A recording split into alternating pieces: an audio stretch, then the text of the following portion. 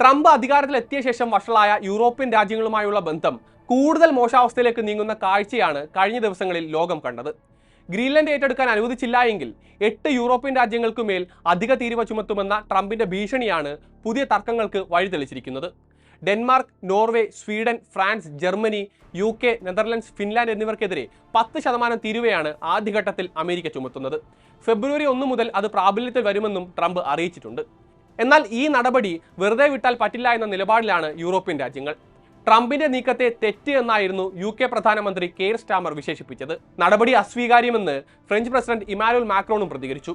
ഇവർക്ക് പുറമെ ട്രംപുമായി നല്ല ബന്ധം സൂക്ഷിക്കുന്ന ഇറ്റാലിയൻ പ്രധാനമന്ത്രി ജോർജിയ മെലോണിയും ട്രംപിന്റെ തീരുമാനം തെറ്റായിപ്പോയെന്ന് കുറ്റപ്പെടുത്തിയിട്ടുണ്ട്. അമേരിക്കയ്ക്ക് മറുപടിയായി അവർ ഇറക്കുമതി ചെയ്യുന്ന ഉൽപ്പന്നങ്ങൾക്കുമേൽ പകരം തീരുവ ചുമത്തുകയോ അമേരിക്കൻ കമ്പനികൾക്ക് യൂറോപ്യൻ വിപണിയിൽ നിയന്ത്രണം ഏർപ്പെടുത്തുകയോ ചെയ്യാനാണ് യൂറോപ്യൻ രാജ്യങ്ങൾ ആലോചിക്കുന്നത്. അതിനായി നിലവിൽ യൂറോപ്യൻ യൂണിയന്റെ അധ്യക്ഷത വഹിക്കുന്ന സൈപ്രസ് ഞായറാഴ്ച ബ്രസൽസിൽ അംബാസഡർമാരുടെ അടിയന്തര യോഗവും വിളിച്ചു ചേർത്തിരുന്നു.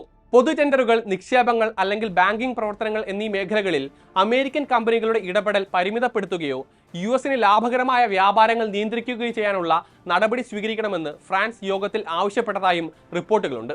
അതേസമയം മറ്റു യൂറോപ്യൻ രാജ്യങ്ങൾ അമേരിക്കയ്ക്കെതിരെ കടുത്ത നടപടിയിലേക്ക് നീങ്ങാനുള്ള ഫ്രാൻസിന്റെ ആവശ്യത്തെ പിന്തുണച്ചിട്ടില്ല. യൂറോപ്യൻ യൂണിയൻ അമേരിക്കയോട് പ്രതികാരം ചെയ്യുമെന്നതിൽ സംശയമില്ല എങ്കിലും കടുത്ത നടപടികളിലേക്ക് ഇപ്പോൾ തന്നെ നീങ്ങുന്നത് ചാടിക്കേറിയുള്ള തീരുമാനമാകുമോ എന്നാണ് ഐറിഷ് പ്രധാനമന്ത്രി മൈക്കിൾ മാർട്ടിൻ സംശയം പ്രകടിപ്പിച്ചിരിക്കുന്നത്. എന്തുതന്നെ ആയാലും അധികാരത്തിലെത്തിയ ശേഷം ട്രംപ് ഭരണകൂടത്തിനെതിരെ യൂറോപ്യൻ രാജ്യങ്ങൾ നടത്തിയ ഏറ്റവും ശക്തമായ വിമർശനവും ശാസനയുമാണ് ഈ പ്രതികരണങ്ങളെന്നാണ് വിദഗ്ധർ ചൂണ്ടിക്കാട്ടുന്നത്.